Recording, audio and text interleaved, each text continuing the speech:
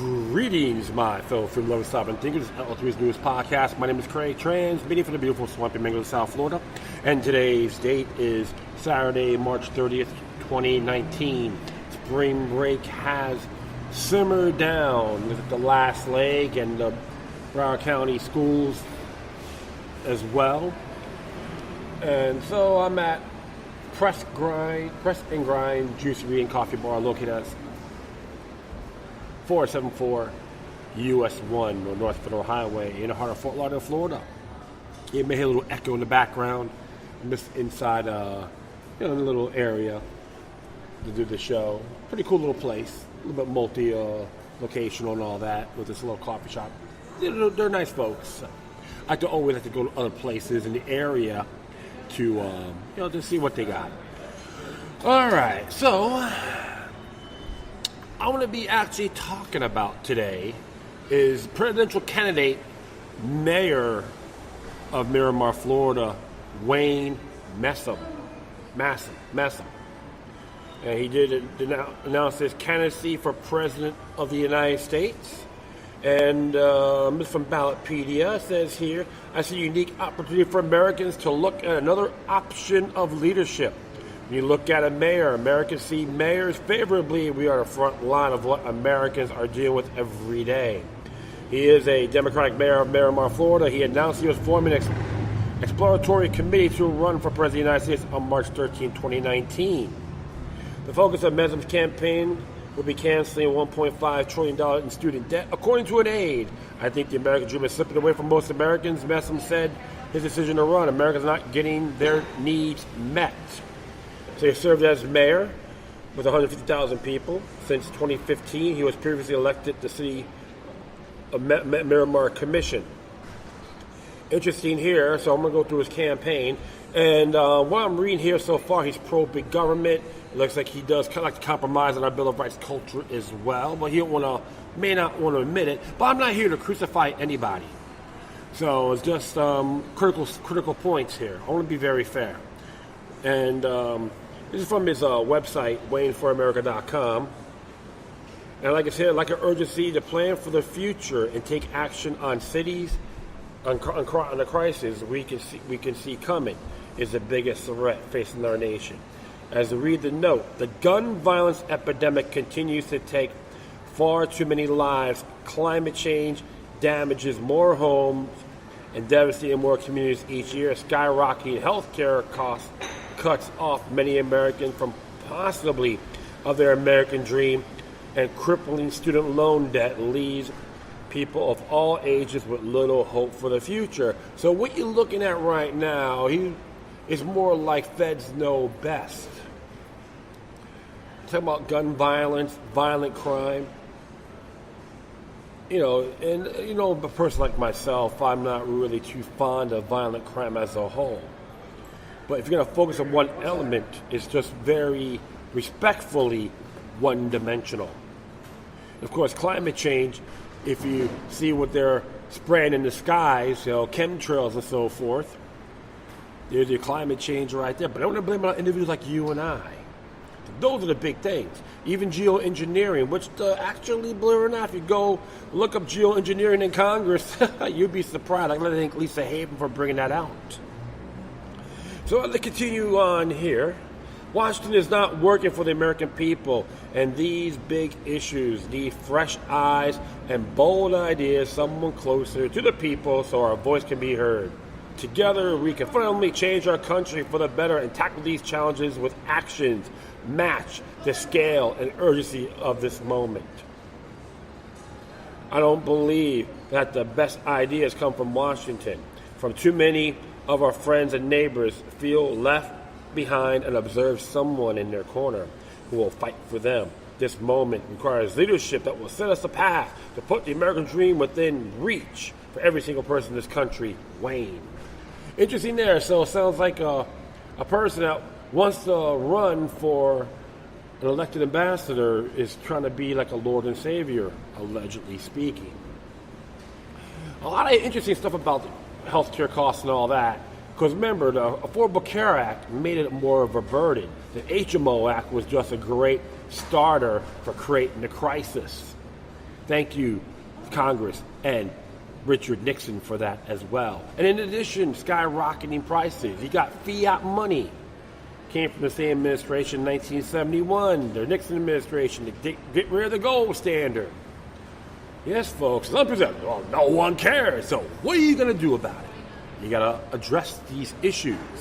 And hopefully Mr. Messam can do the same.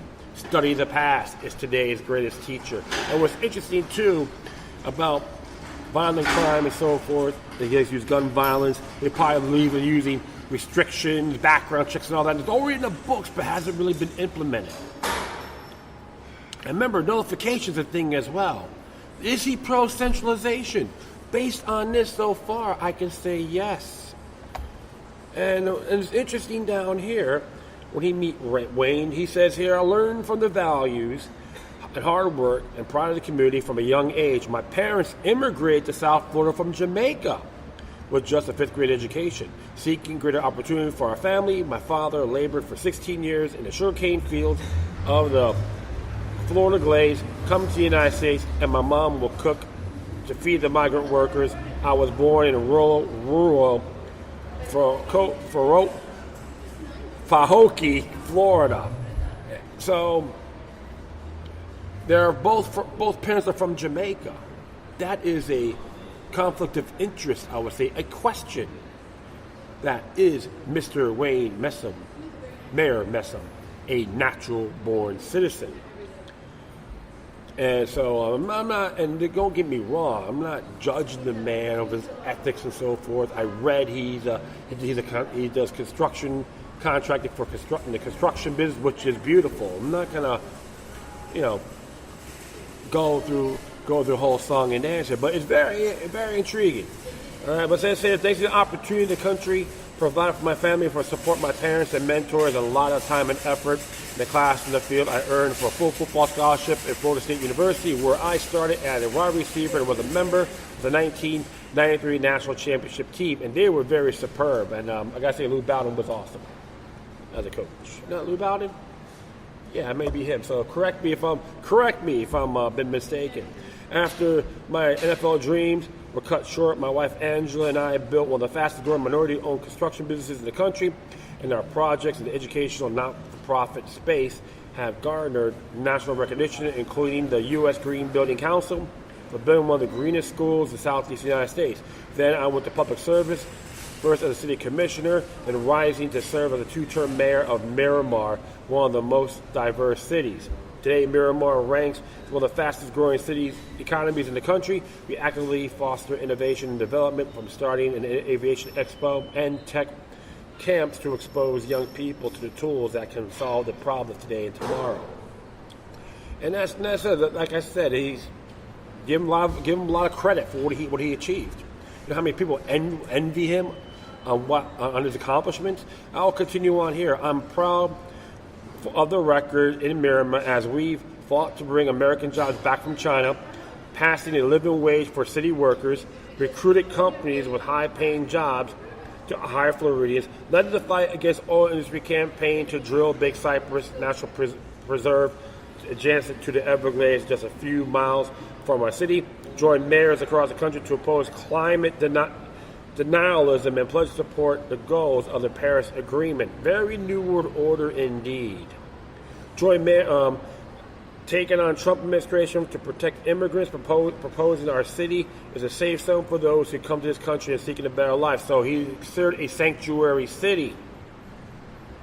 Sue the state of Florida protect our residents from gun violence and overturn a law backed by the National Rifle Association. So based on this, he is pro-red flag laws, pro-registration, which violates the right of privacy under the Florida Constitution, and potentially anti-Roe versus Wade. I did the show on HRA, so you can go back there and look it for yourself. Propose a past release of water bills for federal workers who were impacted by the shutdown. My college sweetheart, business partner, and better half, Angela, and I have married for more than 20 years as we build our lives in Miramar and raise our kids, our 3 children. Wayne II and twin daughters, Kayla and Kyla, attended college in South Florida. So, yeah, this is, no judgment on here. So, you got a person, technically maybe big government, anti-Bill of Rights, and in other words, centralization, feds know best. And he supports sanctuary cities. Interesting, right? Absolutely. So it's one of the things you got to look at, because on the state, because when you look at Article 1, Section 8 of the Florida Constitution, there's some clauses in there pertaining that Congress has to have a uniform for naturalization laws. The state's going to make that decision on immigration. How long are you going to be here? What's their goals? If you're going to become a citizen. So technically, the Constitution of the states, the sovereign states, have those obligations. But everything went to the feds right now. Centralization. So those are the areas I find a little bit leery in good faith. So they don't want people to own firearms, but they want to have illegals hang out in the area. And that's like, I can say I find it pretty sacrilege and unethical. But one of the things you have to question is, based on this, his parents both came from Jamaica. He wants to run for president. It's considered invalid, unconstitutional. Now we'll continue on here. And I got from Chris Ann Hall, and it says here, principles and purpose of the natural-born citizen limitation. It says here, our founders established a criteria of natural-born citizen upon our president for a very important reason. Natural-born citizen meant to our framers a child born of two parents who were citizens of the United States at the time of the birth of that child. If you're not sure of this, perhaps disagree, please read this article below, Fact and History, before you go on. And I'm going to do that. And it goes to this website called Publius Holo's blog. So you can put that, so the link will be on there. And it tells you all the stuff about Publius Holo. And it says here, we have been visited recently with several very silly articles assert that Marco Rubio is a natural-born citizen within meaning of Article 2, Section 1, Clause 5 of the U.S. Constitution, ratified in 1788. Hence, is qualified to be president. Of course, you always have presumed, informed, and all that. And of course, you use the 14th Amendment, which that was considered a very controversial ratification, because I talked about that in my past shows as well. And of course, everyone talking about the red state, but I'm going to go a little bit further. What the framers did mean by natural-born citizen.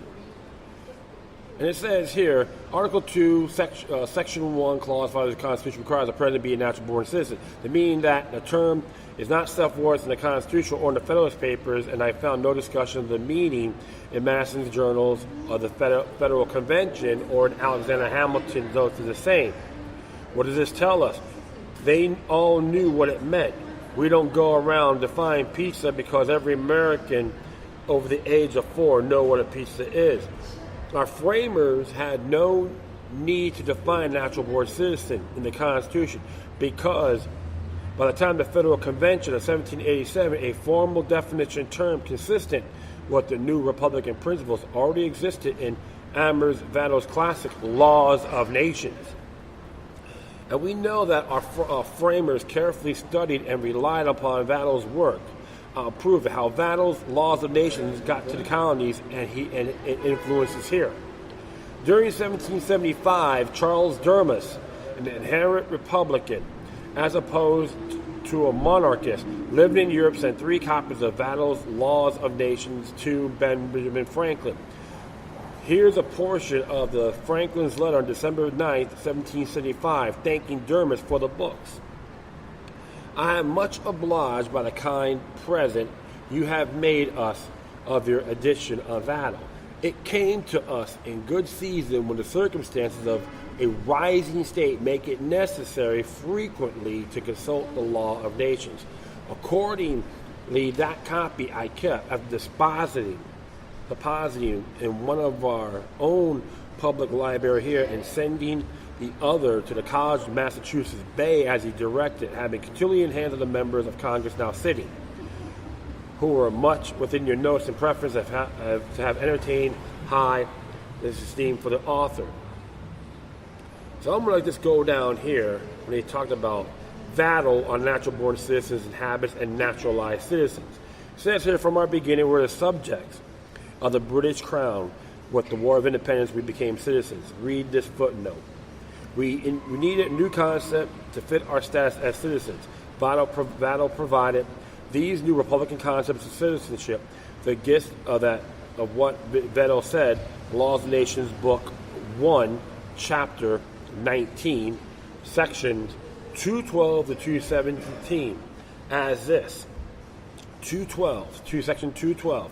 Natural-born citizens are those born in the country of parents who are citizens.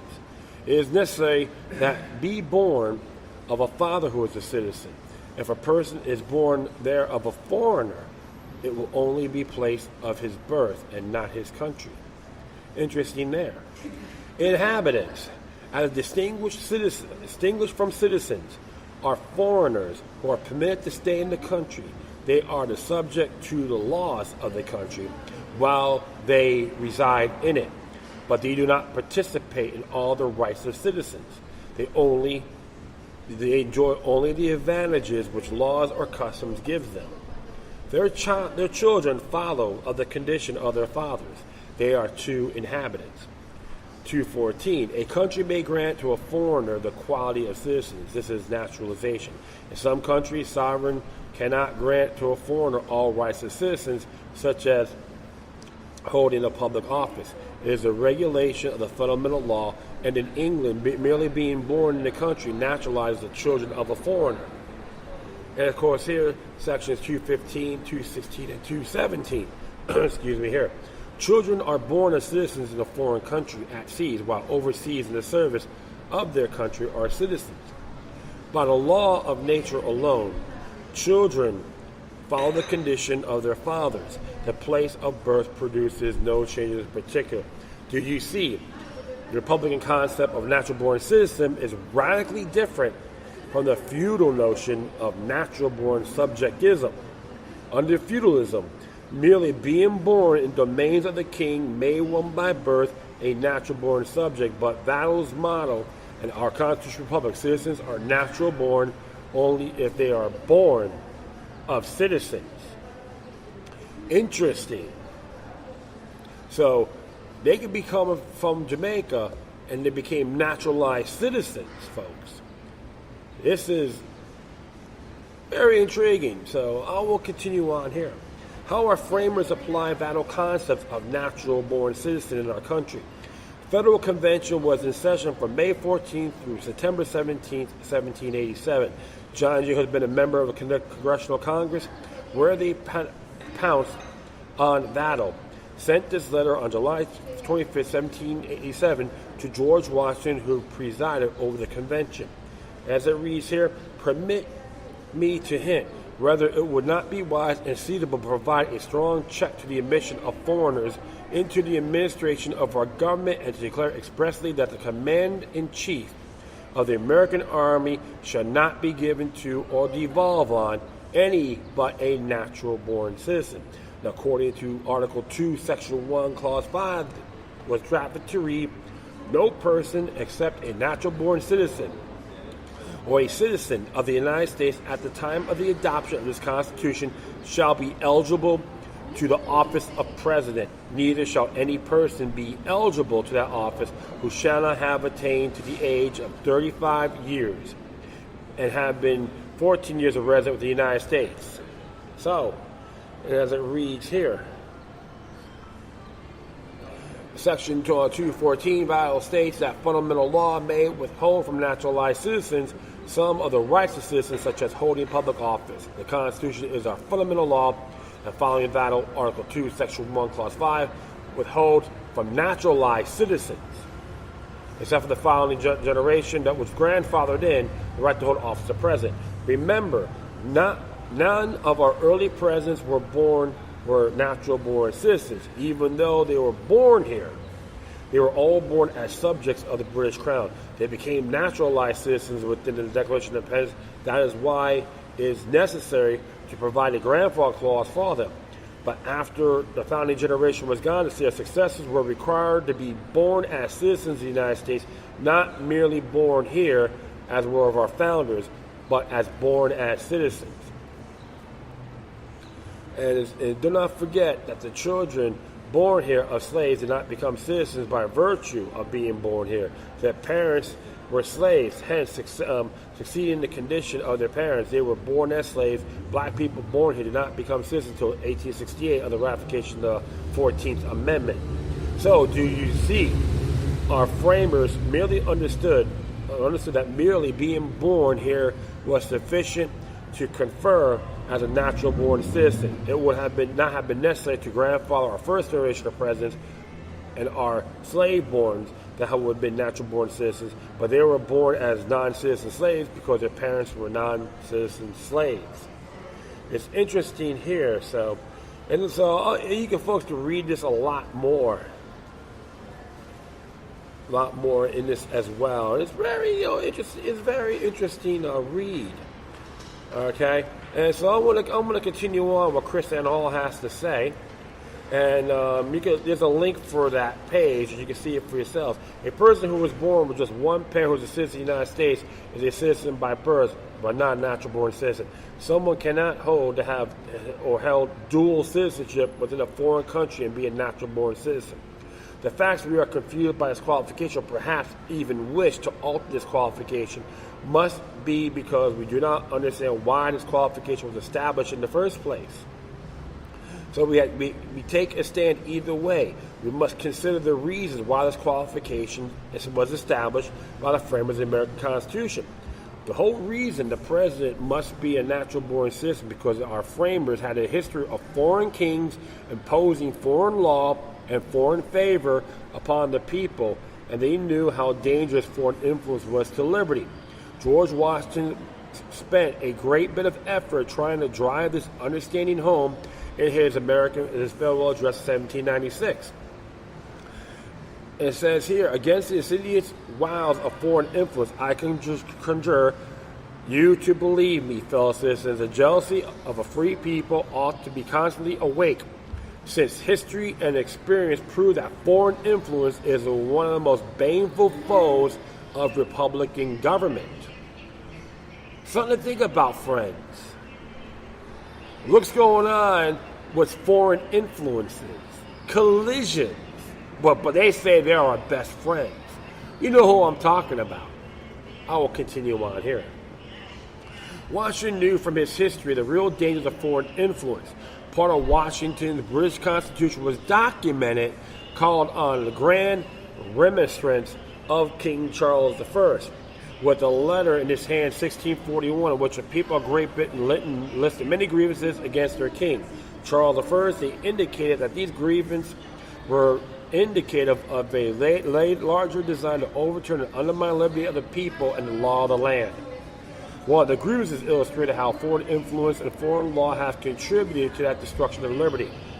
Such counselors and courtiers, as for private ends, have engaged themselves to further interest of some foreign princes or states of the prejudice of His Majesty in the state of home.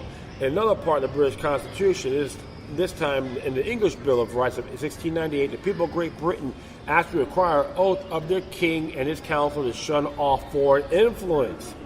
And I do declare that no foreign prince, person, prelate, state, or potentate hath or ought to have any jurisdiction, power, superiority, preeminence, or authority, ecclesiastical or spiritual, within this realm, so help me God. Interesting there. Protecting the United States from foreign influence was very prominent in our mind and our framers, especially in our office of president. At the time of the creation of the Constitution by the states, there were no natural-born citizens, so an exception was made until that qualification could be met. Article 2, Section 1, Clause 5 reads, no person except a natural-born citizen or citizen of the United States at the time of the adoption of this Constitution shall be eligible for office of president. The exception to the natural-born citizen requirement that president was made must be a citizen of the United States at the time of the adoption of the Constitution. Joseph Story, in his Commemoratives on the Constitution, 1833, explains that this was to ensure that people who were patriots of the Revolution could be considered for this office. Permission of a naturalized citizen to become president is an exception from a great fundamental policy of all governments to exclude foreign influence from their executive council and duties. It was doubtless introduced, for it has become by lapse of time merely nominal, and will soon become wholly extinct out of respect to those distinguished revolutionary patriots who were born in a foreign land and yet had entitled themselves to high honors adopted to their country. So it's interesting here too, so we've got something to look at here. This is an important distinction to help us why the natural-born citizen requirement is a must. The president, the commander, the chief of the military, our framers knew that there it would be extremely dangerous to allow someone of foreign influence to exercise the power over our military. Founder John Jay wrote a letter to George Washington expressing their views, and I've read before about permit me to hint. The commander-in-chief could have fractionalized loyalty, and the commander-in-chief must be loyal to the United States first and only. Prior to being a natural-born citizen, the candidate for the president would have proven their loyalty by having been distinguished revolutionary patriot. Once time established and availability of natural-born citizen candidates, that unbroken loyalty would be proven in part by the fact that both parents were citizens of the United States, establishing that the candidate would have been raised in home with their loyalty only to the United States. As you see there, when a child is raised in a home where one or both parents are citizens of a foreign country, that child will naturally be raised with attachment to that foreign military country out of love for that parent. Our framers knew in time of military crisis, our commander-in-chief must be free from all attachments and bias with the foreign country, and mattered not it the bias for against any foreign country. The president must not hesitate or haste in matters of war. He must only act upon the best interest of the United States, free from internal conflict. George Washington explains it in that farewell address. Excessive partiality for one foreign nation and excessive dislike of another cause whom they agitate to see any danger only one side to serve a veil, and even the second arts of influence on the other. Alexander Hamilton gives another perspective upon natural-born requirement. He postulates why a foreign country might actually want to raise up someone becoming president of the United States, and inherent danger of that possibility. Nothing was more to be desired that every predictable obstacle should be opposed to cabal, intrigue, and corruption. These most deadly adversaries of Republican government might naturally have been accepted to make their approaches form more than one quarter, but chiefly from the desire in foreign powers to gain a proper ascendant in our councils. How could they better gratify this than by raising the question of their own chief magistrate in the Union? Just as the birth of a child in USO does not create citizenship in the parent, the birthplace of that child does not establish the status of natural-born citizen. Throughout history, citizenship has been based upon the criteria of parents. It has not been linked to the child. The criteria of natural-born citizens does not deviate from that norm. In summary, the entire reason for establishing the criteria for a president to be a natural-born citizen was to help eliminate any possibility that a commander-in-chief of the military be influenced by love or hate of a foreign nation. Because it is well-established and historically justified reason, we should think very long and hard before we consider altering or diluting this establishment requirement through modern interpretation of modern court opinions.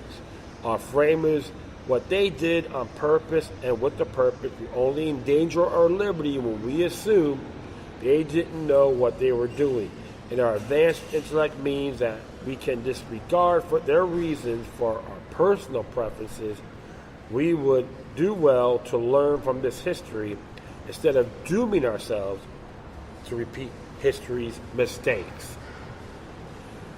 And it's very intriguing indeed when you look at this. So that's why, in good faith, under the laws of nations about natural born citizens, was very intriguing. If they are born of citizens, so if they were citizens, then he has a shot, which is I will honor that. Because the reason why I bring this up, because even too, you have folks out there, like President Obama, his father from Kenya, but they say he was eligible. He was never, including even Ted Cruz, when he ran for president. He was from Edmonton, Alberta, Canada, but the Cruz supporters said, well, his mom was an American. So what? His father wasn't. He may be a Cuban citizen, or it don't matter, but he was born in Alberta, Canada. So you know what? It was null and void. So you gotta always look at this really carefully. Even myself, I may jump the gun at times, but you have to really look deep into these things. So definitely, look at this battle, and of course the laws of nations. There's a link for that as well, which is pretty interesting indeed. But one of the areas I tell folks you got to really look at is not just natural born citizenship, but will he support natural law? Based on his platform, he may not be Bill of Rights friendly. Be anti-Second Amendment, anti-Fourth Amendment if he supports red flag laws. 5th, 6th, 8th, and 9th. You have to look at that as well, my friends. He's going to have that. If he wins, he has to have that oath of office. But if his parents weren't citizens when he was born, then, with all due respect and in good faith, his position is null and void. So it's just an interesting, claim I have. Not here to crucify. The man achieved a lot. I give him that. But that's the question. Were his parents citizens, naturalized citizens, before he was born? And that is it. If you got that information on that, please send it to me. I'll deeply appreciate it. I thank everyone for listening. Plus, feel free to download and share us throughout your social media network. If you have any questions, comments, if you're saying something that's interesting I want to check out, whatever you do, please address your correspondence to the quorum. Plus, I will leave all my social media information and email addresses on my Spreaker page. Once again, thank you for your time. But always remember that demoniac resistance is healthy for the soul and can liberate humanity. Until next time, take care of yourselves. Keep on spreading love. And may your guardian spirits be with you.